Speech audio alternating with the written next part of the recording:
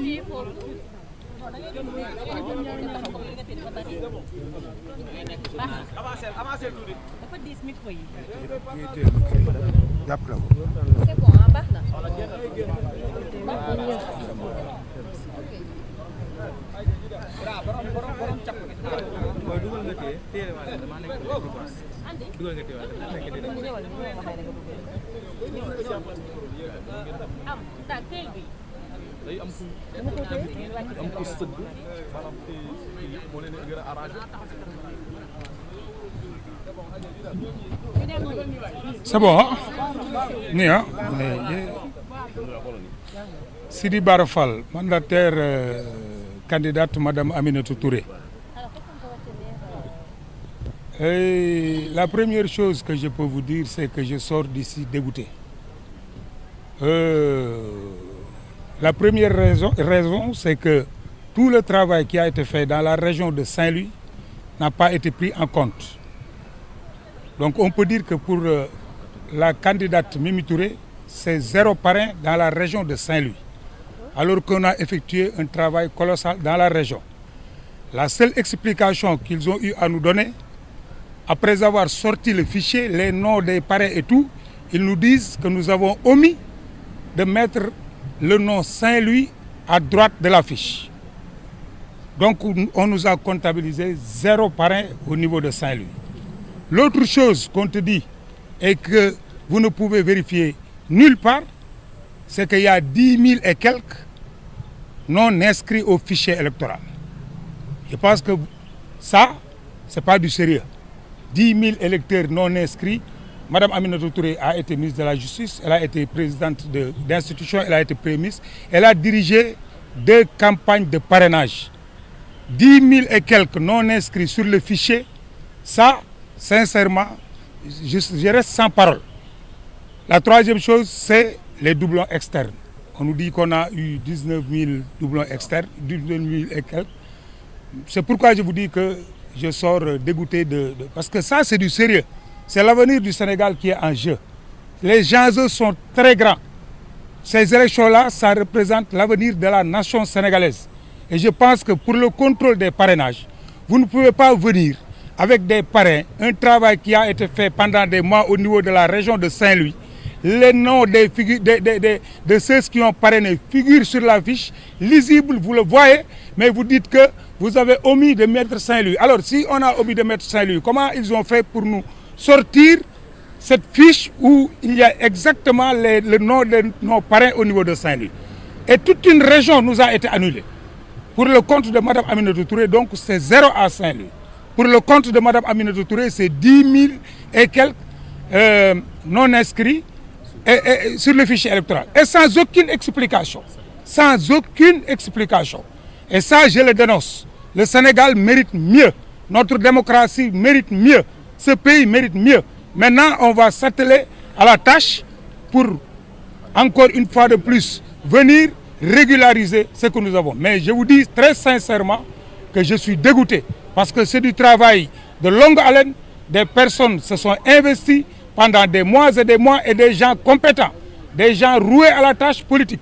Et sans aucune explication ou même sans même un petit compromis. Parce que quand tu me sors la liste des parrains de Saint-Louis, mais tu me dis, vous avez omis de mettre Saint-Louis et vous mettez à 0 le travail de toute une équipe dans toute une région, ça c'est inacceptable.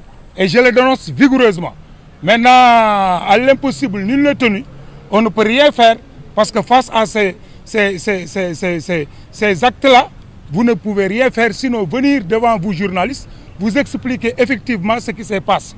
Et parce que on se sent tout simplement, vous avez omis de mettre, pas 10 000 rejets qu'on ne t'explique pas et 19 000 diplômes externes. Moi, je vous dis, le Sénégal mérite mieux. Merci beaucoup. Est-ce que vous avez d'autres élections à valider?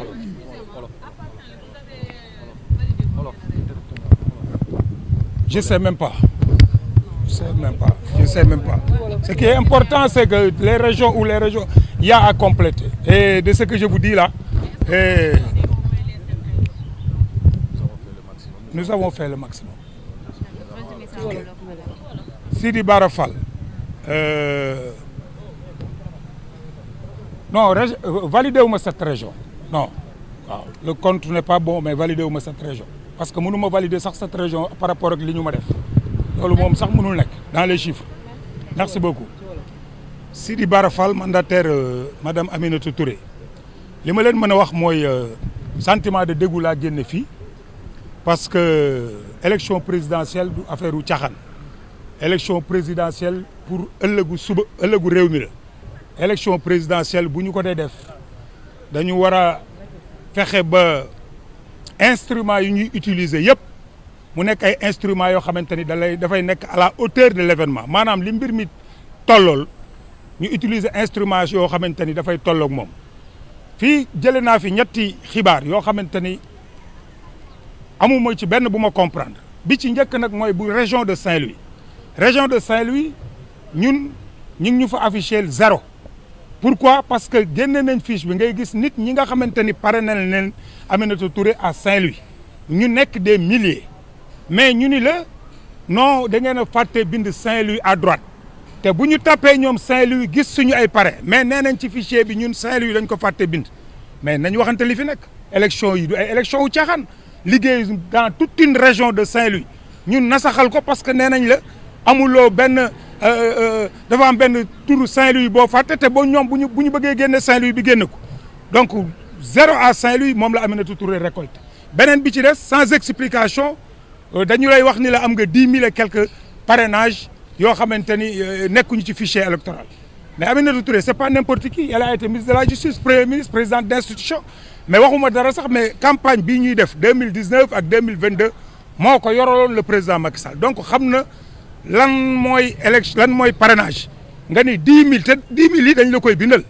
c'est-à-dire yow amuloo benn fenn fooy vérifier bu ñu ma bindaloon 50 000 rejets parce que nekkoo ci fichier bi amul benn explication maag yéen ñi nekk ci biti ñoo ci yem beneen bi ci des troisième bi ñu ne la am nga 19 000 yoo xamante ne ay doublon externe la doublon externe bi donc mooy comme man 66e la ci ñi nga xamante ni ñoo ma jiitu am na ci ñoo xamante ni ñoo ko déposé tout ça li muy indi mooy lu tey xel man je reste sans parole lii nag jàpp naa ni Sénégal mérité na mieux Sénégal fi mu toll ci démocratie ñu nekk ci ay élection présidentielle yu capital yaakaar naa ne am na façon de faire boo xamante ni warut a nekk maintenant nag face à la situation ñun li ñu war a def daañ ko def li ñu mën daañ ko def li ci des ñu bàyyi ko ci loxo yàlla parce que nag am na loo xamante ni xeex ak moom day xaw a jafe waaye fii yàlla rek moo fi nekk.